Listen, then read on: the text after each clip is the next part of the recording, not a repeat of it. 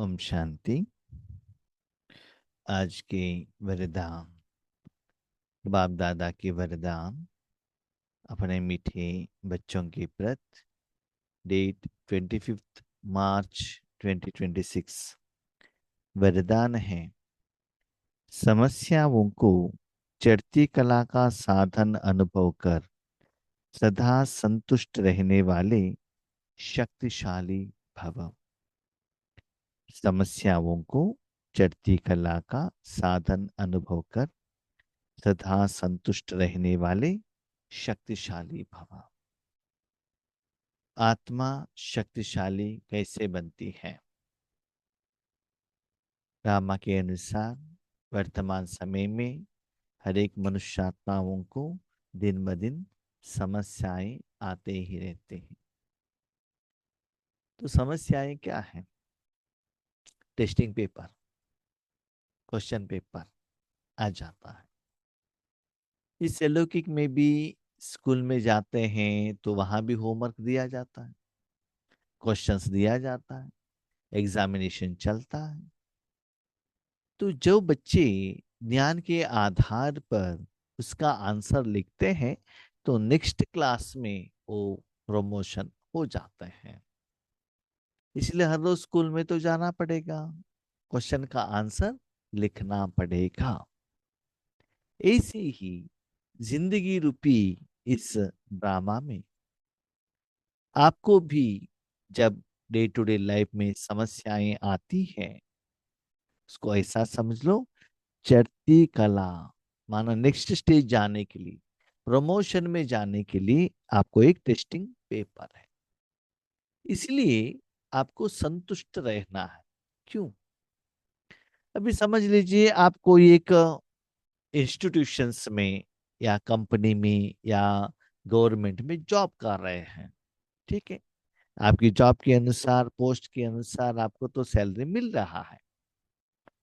In the mean time, इस बीच में आपको एक ऑफर आता है कि ये एक एग्जाम है, इस एग्जाम को आप पास करने से आपको प्रमोशन मिलेगा, सैलरी ज्यादा मिलेगा, ऐसे एक ऑफर आता है। तब आप क्या करते हैं? एग्जामिनेशन का तैयारी करते हैं, एग्जाम में पास हो जाते हैं। तब आपको खुशी होता है, हाँ अभी मैंने एग्जामिनेशन पास हो गया, अभी मैं सर्टिफिकेट लगा देता हूं तो नेक्स्ट मुझे प्रमोशन में जाने के लिए एक एक्स्ट्रा बेनिफिट सपोर्ट मुझे मिल जाता है। तो ज्यादा रिवार्ड मिलने से, सैलरी मिलने से खुशी होता है ना। ऐसी ही बाबा कहता है, बच्चे दिन ब दिन आपको जो समस्या आती है उसमें डरना नहीं, अनुभवी बनो। आपकी जो रूहानी कला है उससे क्या होता है, आप ऊपर चढ़े जाते हो और आगे ऐसे इक्विवेलेंट समस्या आएगी, उसको फेस करने के लिए आपके पास अनुभव होगा। इसलिए क्यों, क्या, कब, कैसे, एक क्वेश्चन आपके मन में नहीं आना चाहिए। तो ऐसे समझ लो, जितना भी समस्या आने दीजिएगा, हम फेस करेंगे। हमारे साथ तो बाप दादा है ना। हर कल्प में हम विजयी बने थे, अभी ही भी विजयी बनेंगे। विजय हमारा जन्म सिद्ध अधिकार है और सफलता हमारा गले का हार है। ऐसे सदा संतुष्ट रहना, कभी भी डिस्कम्फर्ट, टेंशन में, चिंता में, डिस्टर्बेंस में नहीं आना। जितना समस्या को आप हैंडल करते जाएंगे उतना पावरफुल बनते जाएंगे। जैसे ईश्वरी सेवा में बाबा बेचते थे ना, तो वहां भी वैरायटी रूप का समस्याएं आती थी। कोई कोई क्वेश्चन पूछते थे, वैरायटी संस्कार वाले आत्माएं रहती थी, हमारे से भी सीनियर वाले आत्माएं, बड़े भाई बहने रहते थे। तब थोड़ा डर लगता था, लेकिन अनुभव होता गया तो डर कम हो गया, तो शक्तिशाली बन गए ना। ऐसे माना उस समय बाबा के साथ कैसे जुड़ना है। बाबा इतना आपको बहुत अच्छा ट्रेनिंग देता है, सूक्ष्म रूपों में, स्पेशली ईश्वरीय कार्य के बारे में मैं देख रहा हूं। स्पेशली मेरी जिंदगी में, जब बेंगलुरु में जॉब कर रहे थे, उसके बाद जब बाबा ने स्तन द्वारा नया पार्ट स्टार्ट किया, भट्टी करने का, अलग अलग सेंटर पर जाने का, उसके बीच में बाबा ने थोड़े महारथियों के साथ, बाबा ने हमको साथ में रखा। स्पेशली प्रोफेसर एवी स्वामीनाथन, जो नेशनल लेवल स्पीकर्स हैं ब्रह्म कुमार्स का, उनके साथ अंग संग में रहने का एक अपॉर्चुनिटी बाबा ने दिया। तब हमने सीखा कि स्पीकर होते कैसे रहना है, कैसे क्या करना है, कैसे अपने मन की स्थिति को सेट करना है, इसे भी हमने सीखा। उसके बाद उनके गांव में, वो केरला रिप्रेजेंट करते हैं, वहां बाबा ने सेवा के लिए भेजा। उस दिन 10 o'clock क्लास था, सुबह क्लास में बैठे थे।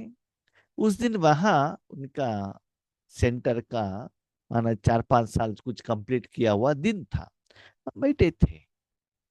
उस दिन गुरुवार का दिन था, बुलाया था, तो स्टेज पर बुलाया, माना बहन जी का क्लास अभी हो गया, स्टेज पर बुलाया। ठीक है, स्टेज पर बैठ गए। बैठने के बाद उन्होंने कहा कि टोली दीजिएगा। ये तो मेरे लिए नया एक्सपीरियंस था, टोली देना है।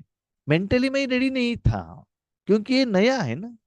लेकिन इसके पहले, थोड़ा दिन पहले, उस आत्मा के साथ रहने का बाबा ने एक अपॉर्चुनिटी दिया, तो उस समय हमको कैसे रहना है, तो डोली देने लगे।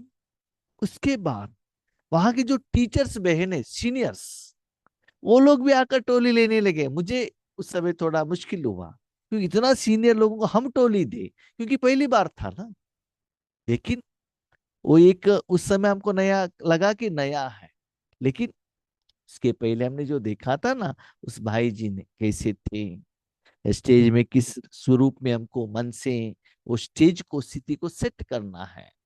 उसके बाद हम नीचे आते हैं, तो उस समय स्थिति कैसे रहना है, ये बाबा ने ट्रेनिंग दिया था हमको। वो ट्रेनिंग यहाँ अप्लाई किया। उसके बाद उतना डर नहीं लगता था। ऐसे स्टार्टिंग में आपको लगता है वो समस्या है, लेकिन नहीं, वो आपको ऊपर जाने का एक साधन है। तो नेक्स्ट लेवल जब भी स्टेज पर आते थे, स्टूल स्टेज का बात हम कह रहे हैं, तब डर नहीं लगता था। एक एग्जाम्पल हमने आपको दिया है।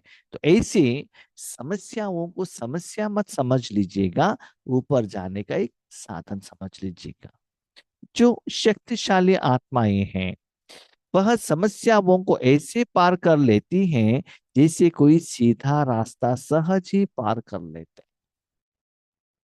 तो समझ लीजिए आप एक ड्राइविंग कर रहे हैं, ड्राइविंग के टाइम पर आपको अप आएगा, कर्विंग आएगा, कभी कभी ओवरटेक करना पड़ता है, कभी कभी पीछे वाले व्हीकल को आपको साइड भी देना पड़ता है। डायरेक्ट रोड है, आप अकेले जा रहे हैं, कोई व्हीकल नहीं है, आपको ड्राइविंग आराम से आप कर सकते हो। लेकिन ऐसे से भी बीच में रुकावट आता है ना, ओवरटेकिंग, अप डाउन, रोड खराब हो गया है, आप वन में गए हो, वट एवर इट में वेराइटी समस्याएं, तो उस समय आपके पास अनुभव नहीं है तो मुश्किल होता है। लेकिन अनुभव है, आपको लगता है इजीली, भले आप ओवरटेक कर रहे हो फिर भी कोई प्रॉब्लम नहीं है, हाईवे है, आराम से जा रहे हो। लेकिन जिनके पास अनुभव नहीं है, ओवरटेक करने के टाइम पर थोड़ा वो क्या करते हैं, घबरा जाते हैं। ऐसे नहीं होना चाहिए। तो ऐसी आत्माओं को जो समस्याएं आती हैं, ऐसे लगता है कि सीधा रास्ता है, कोई टेढ़ा रास्ता नहीं है, अप्स एंड डाउन नहीं है। माना सीधा रास्ते में जितना स्पीड में, विदाउट ब्रेक लगाए हुए, जितना आसानी से वो जाते हैं ना, तो उस समय में भी उतना आसानी से ही जाते हैं। तब बाकी लोगों को जो उसमें बैठे कार में या व्हीकल में, उनको ऐसा नहीं लगता कि ये कुछ एक्स्ट्रा कर रहे हैं, नहीं, नॉर्मल स्पीड पर ही जा रहे हैं, कुछ भी पता नहीं चलता। इसके लिए एक्सपर्टाइजेशन, अनुभव रहना चाहिए कि व्हीकल को कैसे चलाना है, भले टू व्हीलर हो, फोर व्हीलर हो, कुछ भी हो। ऐसी ही बाबा कहते वो समस्याएं आपको इतना अनुभवी बना देती हैं, आपको इजीली उस रास्ते पर, सीधे रास्ते पर जा रहे हैं ऐसे सहज एहसास होता है। समस्याएं उनके लिए चढ़ती कला का साधन बन जाता। समस्या आती है तो नेक्स्ट एक लेवल ओवरटेक करना है तो कैसे करना है, हाईवे में करना है तो कैसे करना है, वन साइडेड व्हीकल जा रहा है तो उस समय कैसे करना है, अप में कैसे करना है, कर्विंग में कैसे करना है। ये सभी एक एक एक टेस्टिंग पेपर आपको ड्राइविंग में परिपक्वता लेकर आती है। तो उनको ये समस्याएं नेक्स्ट लेवल में जाने का, अनुभवी बनने का, कॉन्फिडेंस बिल्डअप करने का, टेंशन फ्री होने का, उसके लिए वो सहयोग देता है। वो टेस्टिंग पेपर ऊपर जाने के लिए एक साधन बन जाता है। हर समस्याएं जाने पहचाने अनुभव होती, को ऐसा लगता है इसे तो पहले भी हमने ओवरटेक किया था, अभी भी कर रहे हैं, नथिंग कुछ नया नहीं है।